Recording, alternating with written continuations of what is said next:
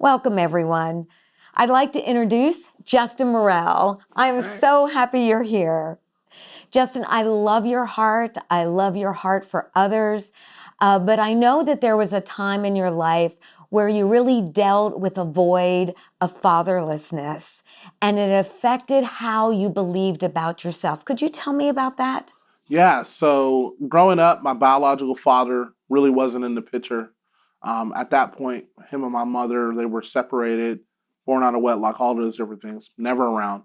And I distinctly remember when I was 6 years old, my after spending some time over at my father's house that summer, he brought me home and he dropped me off and he says, I'll be back. And he never showed up. And that just opened up something in my life that I just felt like I wasn't worth it. Nobody would love me. This man who's supposed to be my dad would never be there for me. And that just started a snowball effect of just trying to find my identity, a male identity, in a lot of different things. So, up until the age of 15, was involved in some things probably a teenager probably shouldn't be involved in. And I won't incriminate myself on this video by talking about some of those activities, but just really broken, really broken.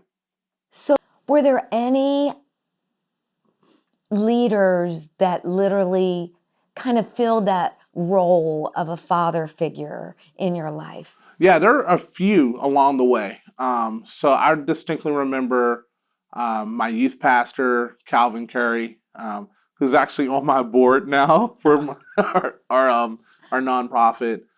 Two other guys, Randy Goodnight, he was at the community center. He just kind of met me in 2000, wrapped his arms around me. It was kind of like a dad that I had missing. And then there was a guy named Mike Morris. My goodness.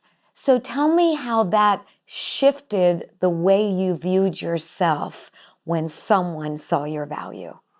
That to this day, I'm still like there are days where I like have moments I'm like, man, this is why I do what I do. So I'll give you an example. So I talked about my stepfather, who was my father. I had to tie a tie, and I was talking to a kid about tying a tie, and I had this moment where I was like, wow, like I know how to tie a tie because a man taught me how to tie a tie. Now I'm teaching another young man how to tie a tie. And it's just like it was all tied together, no pun intended, how like things shift when you have these experiences. So there are so many different things that have happened in my life, whether it be how I treat my wife. I watch healthy men treat their wives the right way, how I try to live my life to the best standards possible because I've seen other great men do the same thing. So um, there's this thing called the law of diminishing returns. I can't really like quantify the influence that these men have had in my life because it's been that significant. And now you're a father of twins. Yes. So what have you settled in your heart? What type of father you're going to be to those two little girls? I'm gonna be the best girl dad ever. But I think for me, it's just even in these first 5 months, understanding that being a dad is a superpower. So I get to travel a lot, and I call my girls every night on FaceTime, and even though they can't speak, they understand my voice.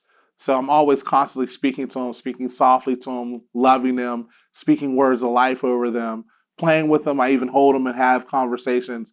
And for me, the biggest thing that I realize is as a dad, my number one job is to show up and be there.